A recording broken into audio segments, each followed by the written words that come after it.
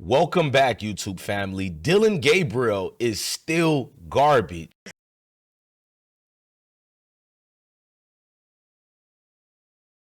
Similar to the way they operated on their first drive. Just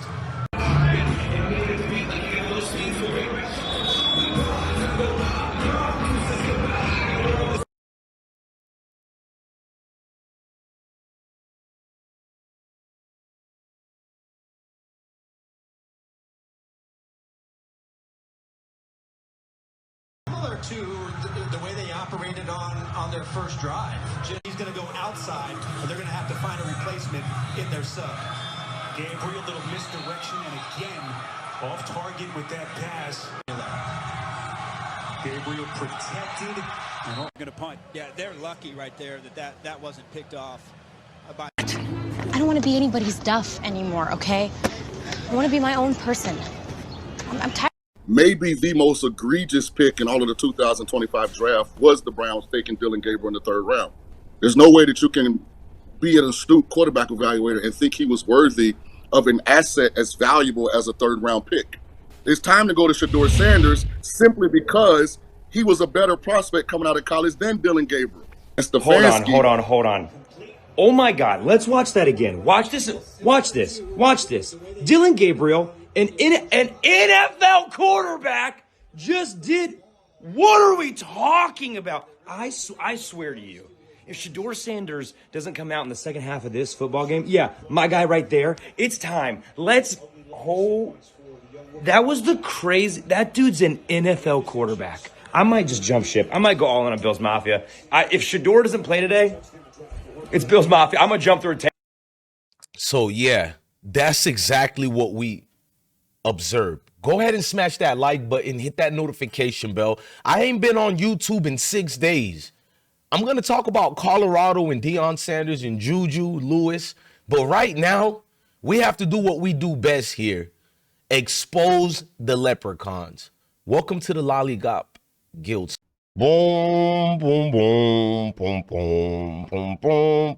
Boom, boom, boom, boom, boom, boom, boom. We represent the Lollipop Guild, the Lollipop Guild, the Lollipop Guild, and in the name of the Lollipop Guild, we wish to welcome you to Munchkinland. That's right. We're in Munchkinland, ladies and gentlemen. So let's talk about the Cleveland Browns today. The fiasco, the letdowns. Let's talk about it. So Cleveland Browns, because this game against the New York Jets was nothing short of embarrassing. I'm talking about JV Pop Warner football level embarrassing. You've got Dillon Gabriel as your starting quarterback, and I'm going to be honest, this experiment is officially over with. Let's not even sugarcoat it. He's not a real NFL starter. He's a practice squad quarterback pretending to lead a professional team. And Coach Kevin Stefanski, he keeps forcing it down our throats. No pause. Yes, Diddy. You heard me. Yes, Diddy. That's who Coach Kevin Stefanski is. Because even if Dillon throws 1 or 2 touchdowns in a game, that means absolutely nothing when the rest of his poor performance looks this bad. It's abysmal. We've seen enough. We know who he is. He's not that guy. This loss today is just sheer embarrassing, guys. It should have never went down like this. Like, you had a 10-point lead to now you're losing to 10 points. I mean, look, I can get on Dillon Gabriel all day. But when are we going to expose Coach Kevin Stefanski as not a real quarterback? Can we be honest? Because this thing right here tells you he's not that guy. At the end of the day, if the Browns organization was serious about winning, Shedeur Sanders would have had his chance by now. No chance at all guaranteed to Shedeur. And nothing should be guaranteed, but damn, just put him in the game. Even Mo 3 is out here begging for Shedeur to come in the game. We know who please, and I'm saying, who we know. Don't ever let me let my guard down. Who please.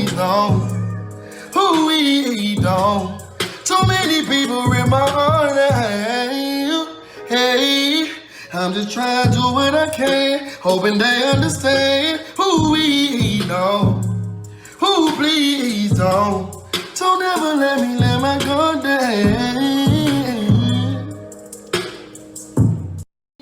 Too many people have ripped the arms down of Shedeur Sanders. Can I show you guys something to prove my point about Dillon Gabriel? He waved off Shedeur when Shedeur was trying to say it's going to be all right, Dillon. Instead of Dillon embracing his teammates, you can tell his hatred. Pay attention to this. Look at that. Told you, he waved off Shedeur's hands. Let's look at it. Look at it. 85 hit Ngoku, the tight end, hit Shedeur's hands instead. He tried to hit it to Dillon Gabriel. I'm not trying to make much deep into that because there's too much statistical breakdowns. Dillon Gabriel should, in those short games that he played, no pun intended to his height, because we know he is short in every single way. You know how Les Barbecue say Texas in every single way? Well, shorty doo-wop for Dillon Gabriel in every single way. Look at the man's performance, y'all. Come on, man. And I'm going to go more into this game, but I just want to substantiate it with facts and receipts. Look at the QBR ratings. This is an NFL so-called supposed quarterback, ladies and gentlemen. Forget about the preseason highlights, because they or the earlier games that they put him in at the last minute, which are called inflated stats. This guy is the interception king. Look, the only reason Dillon isn't leading the interceptions in the NFL right now is because guys can't catch his interception passes for whatever reason. You can literally see it right here. You're looking at it, ladies and gentlemen. New York Jets interceptions are 0, fewest in the NFL. There has been 183 interceptions in the NFL by 131 different players. So, of course, they weren't going to catch anything. I mean, they barely can catch anything the guy is throwing. Let's break more things down during this game. Let's be real. This Browns offense made the Jets, yes, the Jets, who are 1-7, look like the early 2000s Atlanta Falcons led by Michael Vick. That's how atrocious and horrible and bad this game was. How are you, a professional NFL team, struggling to move the ball against a Pop Warner JV defense? Let's just be honest. How are you letting Aaron Glenn outcoach Kevin Stefanski in every possible way? And Coach Kevin Stefanski is in his 5th year, and he supposedly has 2, not 1, but 2 NFL Coaches of the Year, which was privilege. How does Aaron Glenn, a first-time head coach, outplays you and outmaneuvers you with that horrible, atrocious New York Jets team that he has? Because let's not sugarcoat it, the Cleveland Browns have a by far better roster than the New York Jets 10 times over. They only have one missing ingredient, Shedeur Sanders. That's who they're missing, because Dillon Gabriel looked lost as usual. This is typical routine. He threw multiple bad passes. He got bailed out by pass interference calls, and his only semi-decent throw came off a lucky bounce, and no one is going to talk about it. That touchdown pass, everyone's hyping up. Horrible throw. No excuse. Let's just go to mid-subpar players. Let me show you his passes, how horrible it was. Because you're going to say Jerry Jeudy be dropping catches. He does drop catches. I'm not going to lie. But look at this. Do you blame Jerry Jeudy? Look at this throw, guys. What are we doing here? That's an NFL quarterback throwing the ball like that? He can't even see over his linemen. Come on, man. The defenders can't catch Dillon Gabriel's interceptions because they're brick hands. Could you imagine if these defenders can catch a ball? Dillon Gabriel would have like 20-something interceptions right now. He barely can throw over his own. Forget about defensive linemen he can't throw over. He barely can throw over his own offensive linemen. Look at this garbage. What are we watching here, guys? Look. That wasn't even a missed throw. That was not. Let's go more further deeper because it seems there are going to be more excuses for this guy. You know, Kevin Stefanski and his few players all share the same agents. We don't want to talk about that. You know, that's what actually makes it worse. Dillon Gabriel and several of his college coaches, several of his NFL coaches, including Kevin Stefanski, they all share the same agent.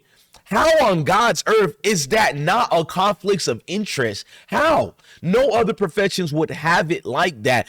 I mean, I know there's probably more people who probably does the same thing, but let's just be honest. It's like one big family, a favor system for Dillon Gabriel, and Shedeur Sanders is the one paying for it. He's literally paying for it to just stare at Shedeur going out there trying to be a real football player. You know what I mean? You're looking at Shedeur Sanders trying to remember he's a football player, but you can't.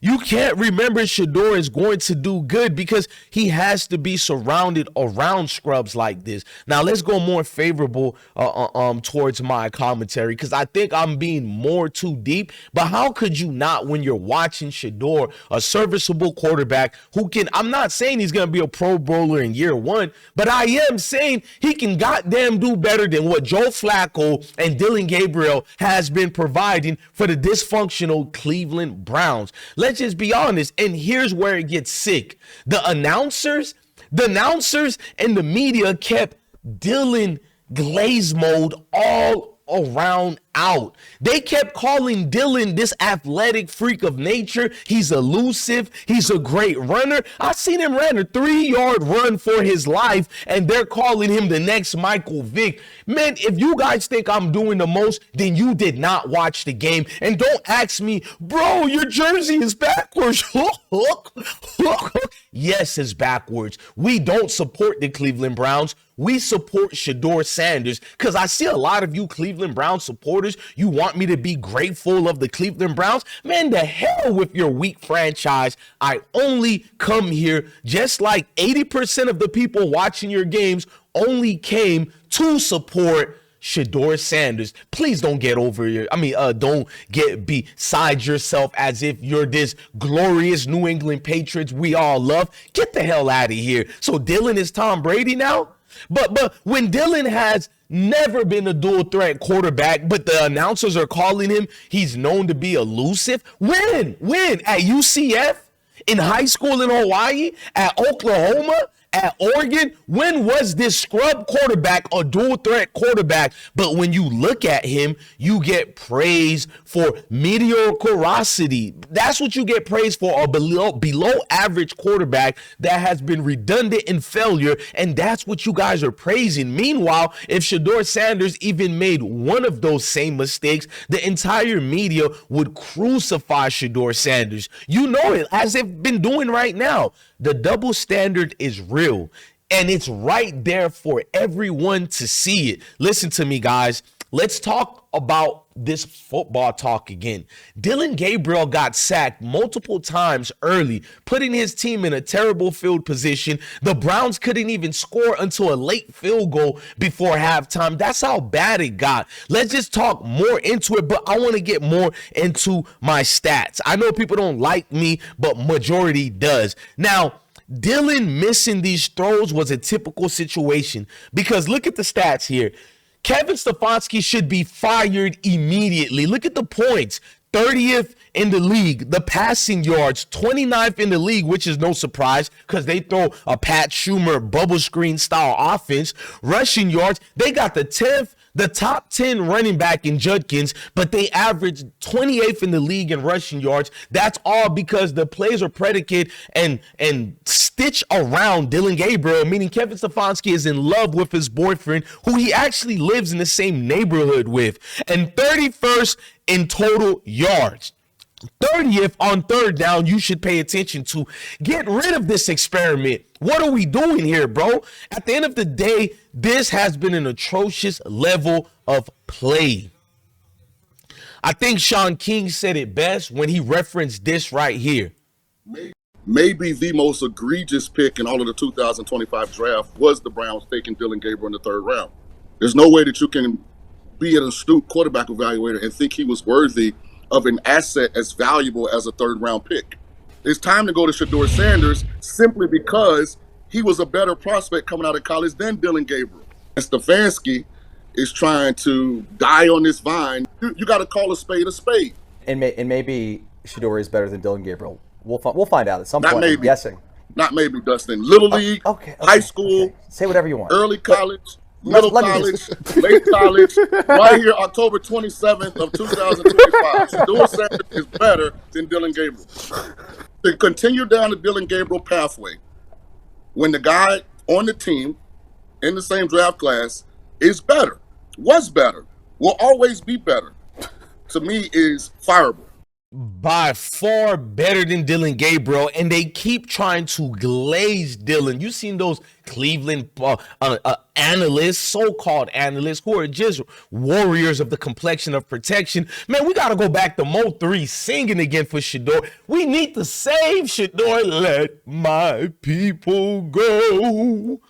That you don't understand. I'm praying for a second chance. See, I was in the selling dope and shooting guns. You fucking hoes and poppers, and we not the same, boy, I'm just saying.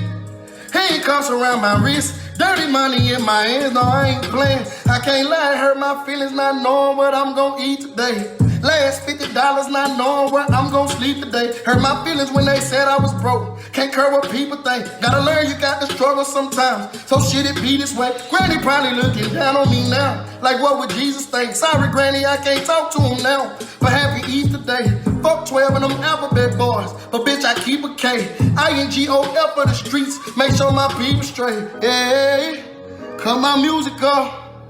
Back to back lamb trucks on them, bitch, how I'm pulling up. Love my dog the devil right now. I don't know who to trust. And sorry to that bitch I did wrong. I kept on using her. This shit so beautiful. Run down on your gang with this chop here. It's either you or us. What would Jesus think? Shedeur is all right. Sometimes we have to struggle. And let's just be honest. This isn't about one bad game. This is a pattern. Dillon can't throw accurately beyond 6 yards, and it's baffling to be real. I've seen Pop Warner quarterbacks who can do it. He's throwing hospital balls that put wide receivers at risk. And at this point, keeping Shedeur Sanders on the bench is not just bad coaching. It's a dereliction of duty. It's dangerous for the entire multi-billion-dollar team. You've got a quarterback who's not producing, an offensive line losing confidence, and a locker room clearly divided. Go ask that crybaby Myles Garrett, who all of you guys over-exaggerate on. Yes, he's a Hall of Famer, but he cannot produce wins. Get mad at me all you want. You can have a Myles Garrett. I'm not paying all that money for a guy who can't cause the game to go a certain way. It is what it is. You're going to say he's not a quarterback. Cool. But then don't call him a generational blah, blah, blah. It is what it is. Here's my thing. At the end of the day, we've seen this during preseason. Let's look at it again. What point of preseason did you not know Shedeur was by far better than Dillon Gabriel? Look at this. I mean, this was months ago. He hasn't adapted. He hasn't progressed. He regressed. Look at this leprechaun. What about this told you he was better than Shedeur? I'm waiting for it, guys. I'm looking at it, and I'm like, what coach decides to make this guy your #1 quarterback in the face of your NFL franchise? Look at this. What changed?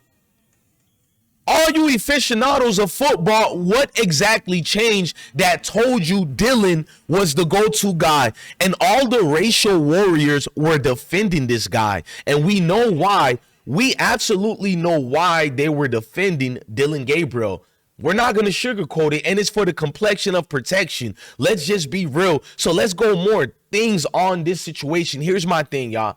Kevin Stefanski knows exactly what he's doing. He's holding on to Dillon Gabriel out of ego and pride and the NFL cartel's agenda against Shedeur Sanders. Not football sense is being used in this. If this coach truly cared about winning, winning football, he'd give Shedeur Sanders a real opportunity and proper reps to play, to prove himself, and to save this team from sinking. But instead, we're watching the same predictable story, favoritism, excuses, and bias in full display. Dillon Gabriel isn't just bad, he's awful. He's awful. And Shedeur, he's sitting there ready, waiting, and watching his career get sabotaged by decisions that has nothing to do with talent or leadership. And at this point, if Kevin Stefanski doesn't make the switch soon, which he should have been already, not only should he lose his job, the Browns organization should be embarrassed and put a class action lawsuit against everybody that got involved in this Shedeur Sanders agenda of sabotage. Fans deserve better, players deserve better, and Shedeur Sanders deserve a fair shot to lead this team. He doesn't need a guaranteed position. I don't think no players need a guaranteed position, but you gave Dillon Gabriel a guaranteed position. But Shedeur did need a fair chance, one he never got. And Shedeur Sanders deserves to lead this team because, let's be honest, we've seen what Dillon Gabriel brings, and that's not winning football. That's scrub football. I'm done. I'm out of here. Boom, boom, boom, boom, boom, boom, boom. Boom, boom, boom, boom, boom, boom, boom. We represent the Lollipop Guild, the Lollipop Guild, the Lollipop Guild, and in the name of the Lollipop Guild, we wish to welcome you to Munchkinland.